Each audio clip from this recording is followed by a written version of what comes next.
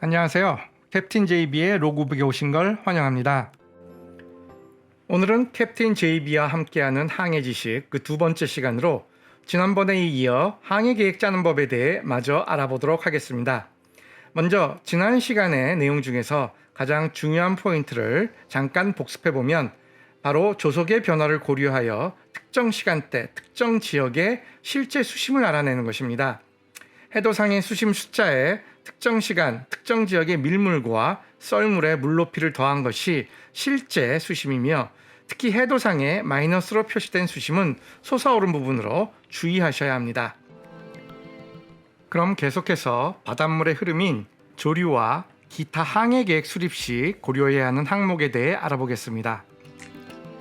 간조와 만조 시간별, 실제 수심 외에 요티어로서 항상 고려해야 하는 것이 조류입니다. 먼저 조류와 해류는 무엇이 다를까요? 조류는 달의 인력에 의해 발생하는 조속의 차이로 인한 바닷물의 흐름이고, 해류는 바람이나 밀도 차이와 같이 여러 원인에 따라 발생하는 전 지구적인 일정한 물의 흐름입니다. 다시 말하면 조류는 달의 인력에 의해 밀물과 썰물이 발생하고 이에 따라 물이 들고 빠질 때 바닷물의 움직임이기에 연근해에서 주로 발생하고, 좁은 해역과 같이 지정학적 요인에 따라 일부 지역에서는 조류를 거슬러 항해하는 것이 불가능할 만큼 빠른 조류의 흐름이 발생하는 곳도 많이 있습니다. 해류는 바닷물이 전 세계의 바다를 순환하는 시스템으로 대체로 1노트 남짓한 속도로 느린 편입니다. 북서태평양의 해류를 보시면 일본을 따라 흐르는 가장 빠른 쿠르시오 해류만이 부분적으로 시속 2노트 정도 수준입니다. 한국에서 조류가 센 곳은 어디가 있을까요? 그림에서와 같이 대부분이 진도섬 주변에 몰려 있습니다. 남해안의 물이 서해안의 큰 조속 차이에 따라 바닷물이 서해 쪽으로 들어왔다 나갔다 하는 곳이기 때문에 그런 것 같습니다. 이번에 통과한 울돌목 명랑수도입니다. 한국에서 조류가 가장 강한 지역이고 최고 유속이 10노트가 넘는 지역입니다. 저희 요트 속력이 6에서 7노트이니 조류를 거슬러 올라가는 것은 불가능합니다. 이런 곳을 조류 게이트라고 합니다. 즉, 대문이 열리고 닫히는 것처럼 특정 시간에만 이곳을 통과할 수 있기 때문에 우리 항해 계획도 이 게이트 시간에 맞추어 정해져야 합니다. 우리나라에서 조류 예측 정보는 어디에서 얻을 수 있을까요? 제가 찾은 곳은 국립해양조사원의 조류예보 페이지입니다. 각 지점의 개략적인 조류의 세기는 1차로 그래프에서 파악이 가능합니다. 상세 내용은 예보 파일을 다운로드 받아보시면 됩니다. 조류 속도는 초속 몇 cm 이동인가로 표시되는데 약 초속 50cm를 시속 1노트의 속도로 보시면 됩니다. 조류의 방향은 방위각으로 표시되어 있습니다. 저희가 통과했던 8월 4일의 정보를 보시면 오전 10시부터 저희가 통과하려는 남쪽 방향으로 흐르기 시작해서 오후 4시경까지 통과할 수 있습니다. 수로 입구에서 수로 끝까지 통과 시간을 고려하면 오후 3시까지 수로 입구에 도착하면 된다는 계획이 서게 됩니다.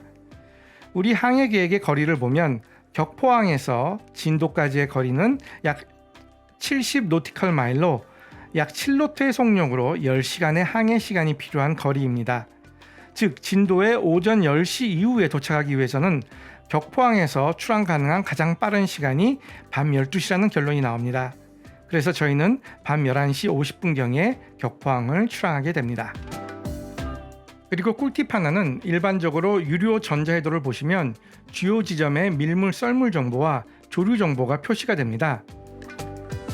나비오닉스 유료 버전을 보시면 각 지점의 마크를 체크하고 날씨 표시를 누르시면 이렇게 조속 정보와 조류 정보를 보실 수 있습니다. 조속 정보는 해도상 주요 지점마다 마크가 있어서 충분한 정보를 제공하나 이상하게도 조류 정보는 그리 많아 보이지 않는 것이 흠이네요.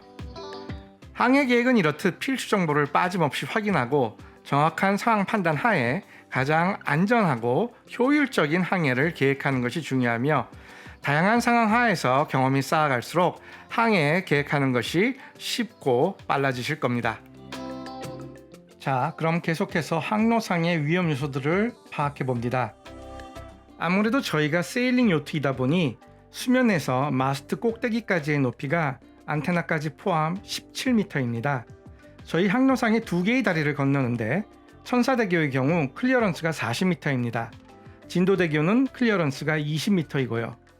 해도상에서 클리어런스는 바닷물의 수심이 가장 높은 최고 밀물일 때의 높이에서 다리의 중앙부 높이까지입니다. 만약 썰물일 때 통과한다면 밀물과 썰물 때의 물 높이 차이만큼 추가 높이 여분이 발생하게 됩니다. 단 다리를 통과할 때는 반드시 최대한 중앙 쪽으로 통과해야 합니다. 아치형의 다리가 대부분인데 다리 양끝으로 갈수록 당연히 클리어런스 높이는 줄어들겠죠. 기타 위험 요소는 어망이었습니다. 서해안에는 연결 어망이 가장 위험하고 진도대교 이후에는 양식장과 역시 연결 어망이 많았습니다.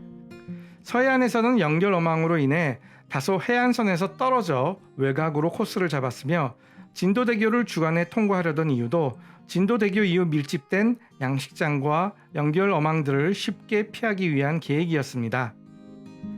저희는 응급사항 시 피항초로 여수항과 남해안의 초도를 계획하였으며 피항초에 대해서도 사전에 똑같이 수심, 조류 및 기타 제약사항들에 대해 사전 조사를 진행해 놓아야 합니다. 특히 여수항과 같이 해상 교통량이 많은 곳에서는 다음에 언급할 파일럿 플랜을 작성해 놓아야 하고요. 파일럿 플랜은 출발지의 항구를 어떻게 빠져나가고 목적지 항구에서는 어떻게 진입하며 최종 마리나까지는 어떻게 도착할지 자세한 항해 루트를 사전에 계획 작성하는 것입니다. 만약 다른 나라의 낯선 항구에 도착해야 한다면 사전에 이에 대한 철저한 조사가 필요합니다. 이러한 세계 지역별 주요 항구에 접근하는 방법과 루트들을 자세히 정리 기술해 놓은 책들을 파일럿북 또는 세일링 디렉션이라고 하며 사전에 구입하여 정확한 정보를 입수한 후에 출발해야 합니다. 세계의 항구들은 정말 다양한 제약사항과 규정들이 존재하며 이를 무시하거나 사전에 인지하지 못할 경우 심각한 위험에 빠지거나 규정을 따르지 않아 법적인 책임을 물어야 하는 경우도 발생하게 됩니다. 파일럿북 숙지 후에는 파일럿북에서 언급하는 주요 랜드마크, 항해 부표들을 기준으로 삼아 변침점과 변침각들을 계획하며 야간에 접근 시에는 항해 부표에서 비추는 항해 등 신호를 기준으로 접근 루트를 계획합니다. 그리고 항해 관제사의 무선 채널, 마리나 연락용 무선 채널이나 전화번호 등의 연락처도 사전에 알고 있어야 합니다. 그리고 이러한 계획을 요약 메모하여 항구 접근 시 즉시 이용할 수 있도록 항시 몸에 휴대하고 있어야 합니다.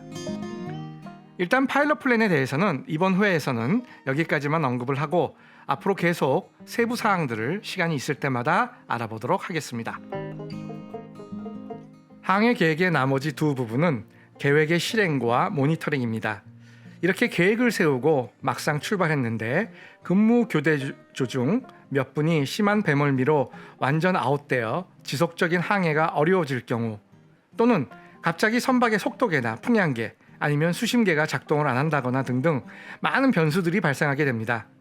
이러한 변수들을 파악하고 해결해 나가면서 다음 항해 계획 시 고려사항으로 삼으시면 차츰 보다 완전한 항해 계획을 세우실 수 있게 되십니다. 그럼 2회에 걸쳐 진행되었던 항해 계획에 대한 내용은 여기서 일단 마무리를 하고 앞으로 계속해서 시간이 될 때마다 파일럿 플랜이나 항해 부표, 야간 항해 시 필요한 항해 등 신호들, 날씨 등등 항해 필수 지식들을 같이 공유하는 시간을 계속해서 갖도록 하겠습니다. 감사합니다.